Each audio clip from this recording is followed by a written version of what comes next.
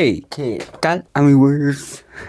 Tras un año de espera, lo que como fanático de la Miraculous estoy medio acostumbrado. Como sea, por fin tenemos la culminación de esta historia. Claro, los Theater Kids pues ya sabían cómo terminaría, mientras que para los fanáticos de esa primera parte generaba expectación. Pero ahora, con ambas partes liberadas, por fin me siento listo a dar con cierta objetividad mi opinión construida en mi burbuja sobre esta adaptación y las decisiones tomadas en general. Así que si quieres quedarte, eres bienvenido, bienvenida, bienvenide a esto que llamo lo que sí y lo que no de...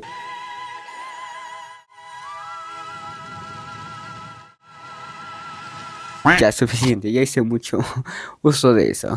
Aclaración de que en este video sí voy a comentar lo visto en Wicked parte 1 y en For Good, así que va a haber spoilers. Bueno, comencemos con algo que ya exploré en este video. El vestuario. ¿Qué más puedo añadir? For Good me da la razón de lo que planteé en ese video, de que los vestuarios sí cuentan algo. Desde el vestuario de Glinda hasta los vestuarios de los demás personajes secundarios, los cuales en esta entrega me parecieron más atractivos por los detalles. Un ejemplo que se me ocurre fácilmente son los colores en el uniforme de...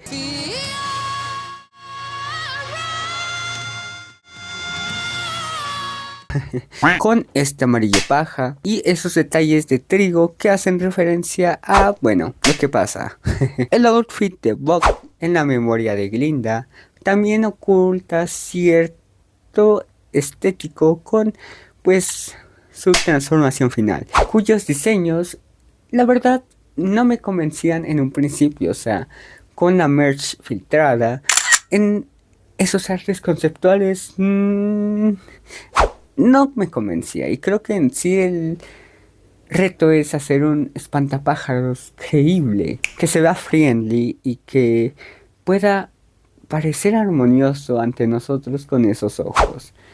No digo que el resultado no me haya gustado y el por qué hayan tomado esas decisiones no me hayan parecido. Me pareció excelente el hecho de que no usaran CGI en los rostros, sino solo en maquillaje, pero también en el diseño del Tiny Man, o sea, del hombre de hojalata. No me convencían las piernas, o sea, esa movilidad, no sé, no me convenció, más lo acepté. Volviendo un poco a ese recuerdo de Glinda, también me convenció. Fue como el Capitán América de... Si entendí esa referencia, porque hace alusión a esa paleta de colores del póster tan icónico de la obra de Broadway, lo cual nos muestra que aquí los detalles sí influyen. Como en mi siguiente punto, las canciones. Sí, si bien siento un poco ese cambio de vibra de algo más mágico, alegre, esperanzador, algo más oscuro, en canciones como No Good Deed, es necesario conforme a ese final trágico. Es decir, el Baba y Glinda nunca más se van a volver a ver, y ese trasfondo es algo que inclusive yo me he puesto a pensar en mi sobrepensar. Es decir, hoy tenemos a aquellas personas que amamos, pero mañana no sabemos. Inclusive tú puedes ser que ya no esté. Y claro, lo tendrás que aceptar y continuar. Sin embargo, te va a doler en un principio. Lo segundo, un día, 2 días, meses. Es como cuando en la primaria veían un bochito y ¡pum! Te dolía ese golpe en un principio. Y en la historia es ese dolor inicial de perder a alguien cercano. Y por eso es coherente que sea más oscuro, pero no pierde del todo esa magia. Solo que esa magia es un poco más de adulto, de dar soluciones y cosas así. Y es lo que pasa en la vida, pues la vida misma es esa magia, tras asimilarlo claramente y ver la magia en ese caos. Y con la construcción entre canciones basada en los motifs, no hace que lo sienta desconectado. Y algunas de estas canciones se quedaron en mi mente, o sea, personalmente puedo decir que salí cantando As Long As You're Mine, No Good Did Ghost and Punish. Y mi amiga y yo coincidimos con For Good. También soy consciente de que en la primera pues había canciones más alegres y que tenían más punch y que no dependían tanto del contexto de la película. Sin embargo, esta segunda parte tiene conceptos interesantes que sobresalen pues a tener una aura más madura, si quieren llamarlo así, incluyendo a esas nuevas canciones. Lo que me lleva a las nuevas canciones. Sí, si bien entre No Place Like Home y Girl in a Bubble, siento que esta segunda aporta más en la película, pues literalmente te señala que Glinda va a tomar acción y el por qué lo hará, mostrándonos la valentía de Glinda de no seguir ignorando el problema, aceptando lo malo en ella y el dolor para explotar esa burbuja. Eso no quiere decir que No Place Like Home no aporte nada, aporta más a entender a Elphaba y el por qué quiere seguir luchando, pese a que la calumnian y todo le sale mal. Algo que en la obra se ve un poco menos desarrollado, pues ella lucha contra el mago porque es lo correcto para ella, pero aquí también nos muestra un lado vulnerable de ella, pues ella espera que con esta lucha y derrocando al mago, Oz sea un lugar mejor. Lo que podríamos empatizar aquellos que vivimos en un país que tiene cosas malas o por un lugar en general que pues ya no te hace sentir a veces cómodo para pues casi aferrarte. Sin embargo, eso también no me hace empatizar tanto con el mensaje, pero eso es ya más personal, pues lo demuestra la película en general. No puedes aguantar ese peso tú solo y no todos harían lo que tú para luchar, a la vez que no puedes obligar a todos a despertar. Algo que siento va conectado con en general el tema de los cambios en esta adaptación, a los cuales les digo sí, de donde saca la mayor inspiración estas dos películas es del musical de Broadway, y hay cosas que en estas películas, al durar más y tener más recursos, deciden mostrar y desarrollar. Por ejemplo, en el musical nunca vemos a Elphaba y a Glinda de niñas. Sí, muestran cómo Elphaba nace y en la película pasa igual, pero muestran que Elphaba desde niña tenía poderes tipo telequinesis, pero más desarrollados, porque incluso se puede ver tiempo después cuando en The Wizarding Eye ella salta tan alto que ella casi empezaba a volar, lo cual en la película también sirve para medio aclarar que sí, Elphaba podía leer el Grimoire fácilmente, pues de por sí ya tenía cierta magia, por lo que el Grimoire también le ayuda a canalizar esa magia dentro de ella, y no es tanto que tenga bíceps fuertes para que estuviera ahí sosteniendo a la escoba. Otro ejemplo de por qué los cambios sí fueron buenos en esta adaptación fue que en la obra de teatro casi no se le da foco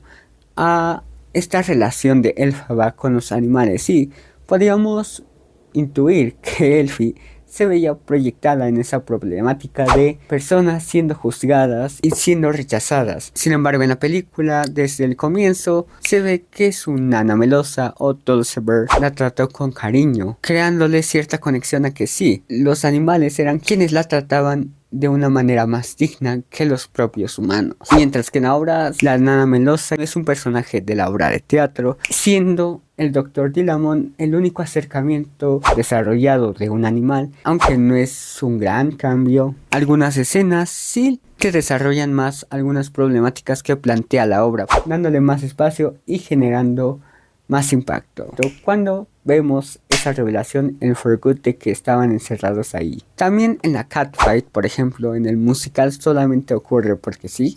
Mientras que en la primera parte vemos una referencia a este momento de cómo entrenaron y medio sabían de ese arte. Lo que podría explicar por qué se pelearon así.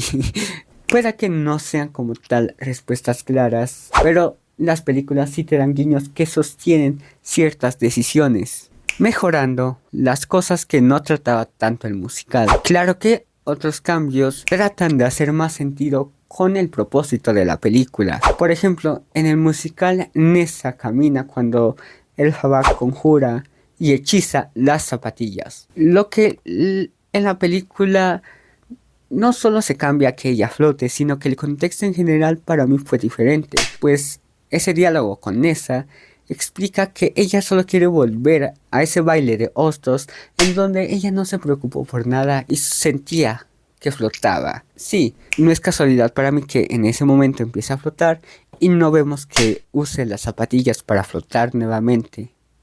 Incluso cuando pues este cambio fue anunciado de tiempo atrás y generó cierta polémica. Sin embargo, bajo el mensaje de todos somos diferentes, es un gran comienzo que hayan decidido tomarse el tiempo para preguntarle a alguien afectado qué le parecía esta escena. Pues si no lo saben, la actriz que interpreta a Nessa Rose, o sea, María Bosé, no me acuerdo si así se llama, ajá, ella. El hecho de que una película con este impacto le hayan preguntado a esta actriz da visibilidad y también muestra otro aspecto a personas que no nos vemos afectadas con esa problemática, por lo que sí, esa decisión se queda como un guiño al musical, mientras que siento que hay otros cambios hechos para dar cierta esperanza a una expansión de este universo. Por ejemplo, el final de Glinda, y es que sí, no hay una confirmación del director o de los guionistas, pero el final cambia, pues en For Good vemos que el Grimoire se abre ante Glinda, lo cual podría sugerir que ella tiene magia, al menos en primera instancia, pues el cómo lo muestran da otra interpretación, o me pudo dar otra interpretación, como que Elphaba, de una manera muy codificada, le dice a través del Grimoire que estará ahí para ella, tipo como esa escena de Civil War en donde el Capitán América le manda un teléfono antiguo a Tony. Volverá. Aunque también se puede interpretar que ahora Glinda puede comenzar a entender al Grimoire, pues ahora que rompió su burbuja, ve las problemáticas y el Grimoire se pudo abrir ante ella para mostrar cierta empatía y cierta disposición de que estará ahí para pues cualquier hechizo que quiera hacer para ayudar a los ciudadanos de Oz. Pues al principio Glinda tenía cierto parecido con el mago, o sea, era banal y se preocupaba más por su bienestar, pero ahora con la historia de Elphaba, ella quiere honrarla y hacer el bien, siendo porque el Grimoire, tipo el martillo de Thor, pero aquí como libro, se abrió ante ella, pues la considera digna. Cambios hechos para dar más profundidad al mensaje de la película, el cual sí, si bien es cierto que es trágico, es hermoso, pues nos dice que a veces no somos esa chica, en un sentido en el que sí, podemos desear que algo se mantenga tal cual está en ese momento en tu vida, que dejemos de crecer, volver a una época en la que sentíamos éramos más felices, o que una amistad o relación que tienes actualmente dure de por vida. Pero las cosas pueden cambiar, puede que haya cosas que tengas en control, pero habrá otras que no, y estas pueden hacer que sus caminos se separen y objetivamente las cosas ya no serán como antes. Puede hacer otro escalón en su relación, o que definitivamente ese cambio no de las condiciones apropiadas y pues termine. Siendo en ese caso que esta película me plantea que debes dejarlo ir, no como dicen los Beatles de Let It Be, sino de aprender y honrar esos bellos momentos y recuerdos con lo bueno que te enseñó y que te hizo cambiar para bien. Lo que aprovecho para entrelazarlo con esta crítica social y un final el cual, sí, aunque igual que el mensaje es triste, o sea, Elphaba y Glinda no se volverán a ver técnicamente, o sea, esa despedida y lo que significa, pues sí, es desgarrador. Sin embargo, también es esperanzador, pues nos muestra que alguien que tenga el poder o la facilidad de influir a más puede hacer el cambio. Superficialmente es bonito si no se mete de adentro a una crítica destructiva y puntualizada, porque, o sea, Universal pertenece a un estudio y quieras o no, pues sí, puede haber ciertos intereses más de chicken que un mensaje del corazón. Sin embargo, la adaptación, las decisiones tomadas de los involucrados construyeron ese mensaje. Y es un comienzo. O sea, al quedarte con la idea de que todos influimos es esperanzador. El final de Glinda pues también es fantasioso. O sea, sí, una persona buena que puede influenciar a los demás está en el poder al final. Y puede guiar a esas nuevas generaciones o a los que quieran cambiar para bien con esa bondad. Parece ganar fue a costa de su mejor amiga y una conciencia hueca. Es decir, los ciudadanos parece que nada que ver, pero también tuvieron su responsabilidad, o sea,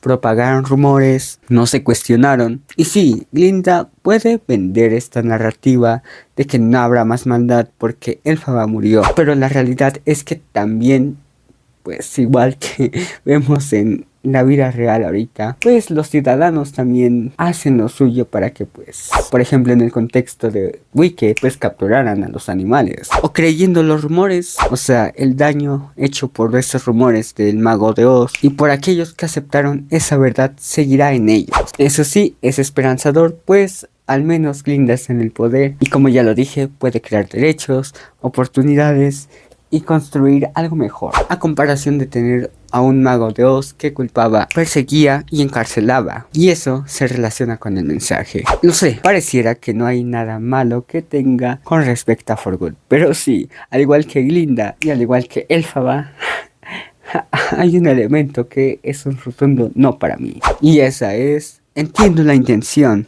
y en su mayoría funciona, viene desde el musical. Sin embargo, al no mostrarnos su cara o un rol más activo en la historia, algo no me convence cuando despierta. Pues sí, mi referente es el Mago de Oz, pero en esta película se presenta pues esta perspectiva malvada de Elphaba, y algunas de esas cosas no cuadran. Por ejemplo, Glinda le da los zapatos a Dorothy con magia, y aquí se mencionó que ella se los da, pero así nomás los agarró y no forcejeó Elphaba con ella para conseguirlos como en la película. Y si fue así como en la película, ¿por qué Glinda sí pudo agarrar esas zapatillas y no Elphaba? Puede que se relacione los sentimientos que tenía Elphaba cuando vio a una niña que pues tenía un perro atado cuando pues luchaba para liberar animales, y que pues sí, no pudo controlarse, pero no sé. Y además también como Glinda pues se las dio, ¿no? O sea, no la acción per se, sino el sentimiento. O sea, sabías que eran los zapatos de, pues ahora sí, la difunta hermana de Elphaba, y aún así se las dio a alguien desconocido, que también pues le tenía ahí loading a Dorothy, mandarla caminando con tacones todo un camino amarillo mientras había un tren. Como sea, esas dudas pudieron resolverse si se hubiera mostrado a Dorothy, lo cual pues al entrecortarse y no tratar de que se vea su rostro, pues hace sentir esa parte de la historia muy entrecortada, ¿saben? Lo que también hace que en ese momento de la historia pues todas las cosas se aceleren, y hay cosas que al no mostrarse por centrarse obviamente en Elphaba y Glinda quedan fuera, como porque el espantapájaros fiero pues acompaña a Dorothy, pudiera ser parte de su plan, pero no me refiero a eso. A lo que me refiero es a cómo supieron a dónde ir. O sea, Fiero y Elphaba solo como que murmuraron que irían a este castillo, pero en la intimidad. Tal vez, y tratando de argumentar esto, pudiera ser que al Fiero revelarse como pues ese secuaz de Elphaba, pues todos conectaron los puntos y dijeron: vamos a buscar un sitio relacionado con Fiero, tuviera solitario, pero no sé, es muy rebuscado tal vez. Volveré tantito a lo de la intimidad para hacer un paréntesis y hablar de esa situación. ¿Elphaba robó a Fiero? No. Les doy importancia, pues creo que lo que tengo que decir no es partidista, o sea, de que alguien tuvo la culpa. Y esa es la razón principal por la cual considero importante dar mi punto. Pues miren, desde que Elphaba y Fiero dejaron a León Cobarde, que loading, se empezaron a desarrollar sentimientos entre ellos dos, y en ese momento algo cambió en Fiero, y lo vemos en el tren cuando empieza a pensar. Pues antes, igual que Glinda, Fiero vivía en su burbuja, pero en ese momento en el que el león le rasguña, que ahí sí daría crédito para quejarme, pues es una escena eliminada en donde pues, se ve pero se intuye, ¿no? Vemos de manera metafórica siendo vulnerable. Un momento importante, pues planta la semilla, pero Elphaba no hizo nada porque sabía que Glinda lo quería, pero Glinda al no querer salirse de esa burbuja, pues la forzó. Y no lo quería más allá del concepto superficial de fiero, por ser guapo y ser un príncipe, básicamente. Lo que se ve al principio de la segunda parte, en donde vemos que Fiero se empieza a molestar por las cosas que dicen sobre Elphaba. Y él pues obviamente no quería casarse y lo aclara. Y se ve en cómo Glinda sí quiere que la quiera, pero no es por valiente, porque quiera limpiar de cierta manera el nombre de su amiga, sino por lo que representa. Era superficial, no había algo genuino. Y siento que es parte de la película, ser auténtico, darte valor y no quedarte en lo superficial como un munchkin. Claro, Fiero pudo ser más claro y decirle a Galinda, no, no siento amor por ti. Esto lo hacemos para mantener cierta esperanza en las personas, aunque realmente era pues más un truco de Madame Morrible y el mago para dar circo, maroma y teatro al pueblo.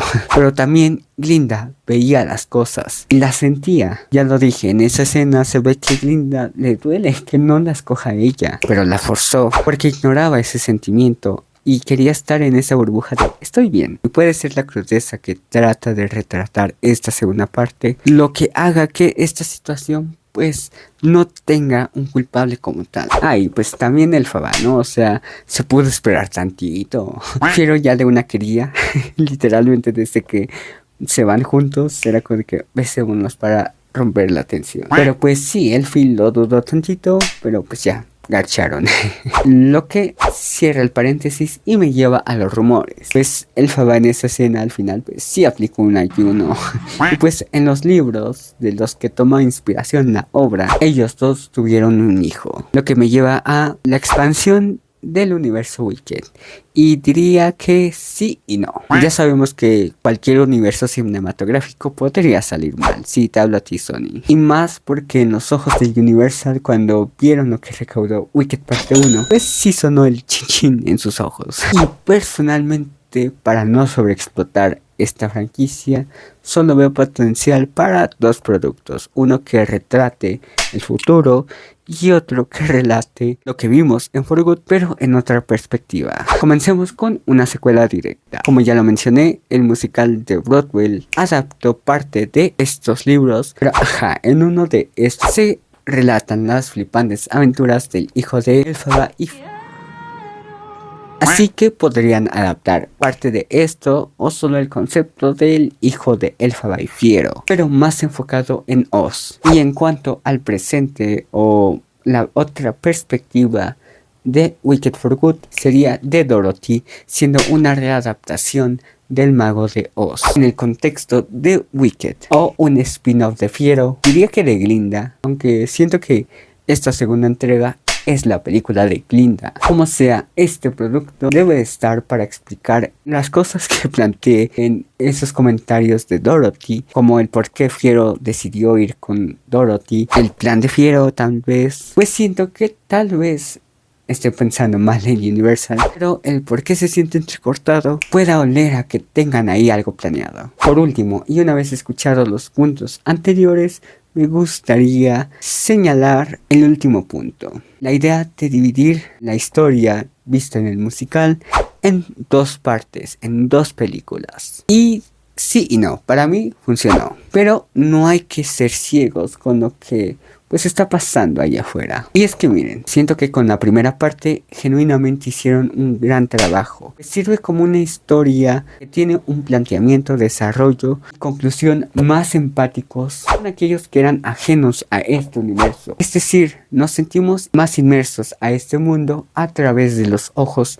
de Elphaba, pues al igual que ella, descubrimos estas nuevas cosas, la magia, el universo de Oz, todo acompañado de un mensaje de aceptación y esperanza, mientras ella experimenta esa amistad y un cambio de perspectiva por primera vez. Lo que funciona orgánicamente, o sea, Defying Gravity, se siente como un cierre esperanzador y funciona pues desarrolla a Elphaba y le da un cierre con un propósito para la segunda. Sin embargo, For Good depende de Wicked parte 1, El Mago de Oz e incluso un poco de la obra de Broadway, pero a la vez cambia un poco esa aura, queriendo plantear cosas de la historia más madura y con menos esperanza. O sea, al final Elphaba no pudo contra la perspectiva de los demás. Si nunca tuviste un acercamiento al Mago de Oz, veo plausible los comentarios de la chica ¿qué onda? También si no tienes noción de la obra, puedo ver a alguien diciendo, oye, ¿por qué no muestran a Dorothy? ¿Por qué hay una pelea así de Elphaba y Glinda? ¿Por qué se siente todo apresurado y dramático? Y es porque en esta segunda parte vemos la mitad de una historia completa que fue el musical. Es decir, no vemos una secuela tipo causa y efecto, vaga tipo Vengadores, en donde en la primera perdieron y en la segunda, en Endgame, vemos cómo tratan de solucionarlo accidentalmente. Aquí el planteamiento lo vimos en Wicked parte 1 y esta segunda parte es la resolución de ese conflicto del Mago de Oz. Es dependiente, aunque de hecho me sorprende que no sea completamente dependiente de esa primera parte. También depende de las canciones y hay elementos que, si notas, mejoran la experiencia de ver Wicked. Por ejemplo, Everyday More Wicked toma elementos de The Wizard Eye, Popular, No One Mourns the Wicked, mientras que en otras canciones se esconden ciertos detalles importantes de la historia. Por ejemplo, en No Good Deed, Elphaba se harta y dice, fuck it, que vean lo mala que soy. Yo ya no soy la que era antes, buena, dócil, calmada, callada, ya se acabó, porque ha sido demasiado lo que yo siempre he aguantado. Un punto que menciono, pues no he visto la versión doblada, así que algunos puntos clave pudieron perderse en la traducción, pero también hay elementos que cinematográficamente están puestos ahí y que en un principio parecieran estéticos, pero que al verlos y tomarle cierta importancia, te pueden dar la respuesta a ciertas dudas que pudieras tener. Por ejemplo, cuando Buck se convierte en el hombre de hojalata, vemos cómo se va adhiriendo el metal a su cuerpo y la magia lo transforma al final, siendo esta la razón del por qué acepté que Fiero pues, se convierte en un espantapájaros. Ese No Good Deed, vemos cómo lo llevan a un campo de trigo, por así decirlo. Pues ajá, trigo, sacos de boxeo. Literalmente Elphaba no dice convierta a Fiero en tal, por lo que al estar apurada y en un contexto en el que estaba en un campo, siento que el Grimmery, al igual que Buck, pues ofreció una solución que tenía a la mano básicamente. Si hubiera hule, tal vez hubiera sido Rubber Band Man. Siento que eso también resuelve la duda de por qué Nessa se volvió gobernadora. Y en el contexto de que era la hija del gobernador, que no había democracia porque pues básicamente el mago desde que llegó a Oz pues no había sido revocado su mandato. También la iniciativa del pueblo de Oz, desde que llegó un tipo random y leyó unas palabras de su libro sagrado, no lo dejaron ir. Y también pues eran medio open mind hasta eso y pues no había problema con los roles de género. Como ven, fui cierto tipo de espectador. Es por eso que para mí, el que la dividieran en dos partes, sí. Pero el no es por los que no tuvieron esta atención a las líricas de las canciones de la primera parte. O en general de esta segunda también. Por lo que creo que Wicked for Good puede dividir a la audiencia casual. Siendo algo que no toqué a aquellos a quienes les fascinó esta segunda parte. Es o porque ya amaban el musical y la adaptación. Obviamente que al cambiar el formato, tener más oportunidades que una obra mejora a su material de origen. Bueno, sé que la obra no es como tal el material de origen. Ya lo mencioné. La idea proviene del libro, pero lo adaptaron en la obra, la cual es de las que pues estas dos partes sacan la mayor inspiración, siendo que esas oportunidades ayudan a mejorar la experiencia. Personalmente no me considero un theater kid, pero al quedar fascinado con esa primera parte, cuyo soundtrack escuché día y noche, me permití spoilearme el resto de la historia, y eso me permitió descubrir ciertas cuestiones que enriquecieron mi experiencia y amor por For Good. Un amor que comparto con los que hicieron esta adaptación y que me hace mencionar este punto. Y es que todo el equipo detrás de Wicked, sí, siento que se puede decir que sí, a Yeonam-Chu le faltaron cosas, que en algo no cuadró. Sin embargo, hay que recordar que como Norman Osborn hizo sacrificios ante una junta directiva, tomó riesgos y supo explotar el talento de Ariana y Cynthia, siendo fiel a su visión. Es decir, con cualquier otro director se corría el riesgo de, uno, no hacerlo musical, o dos, que la visión de Wicked se adaptase a sus talentos, como se temía con el anuncio de que Ariana Grande sería Glinda. Pero no, Ariana fue consciente y los demás eran conscientes y con ello motivaron a tomar ciertas decisiones en la producción, como que se construyeran sets, que se cantara en vivo y que se mantuvieran ciertas escenas que rompían el corazón. Que con otro director u otro equipo pudieron quedar fuera.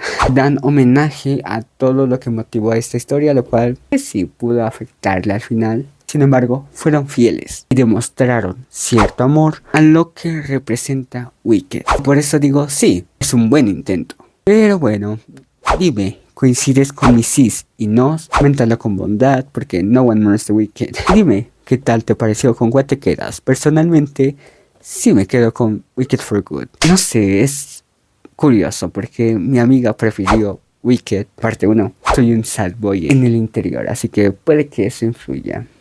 Déjame tu respuesta. Te hablo esta variante de Irwin Misael. Chao, chao.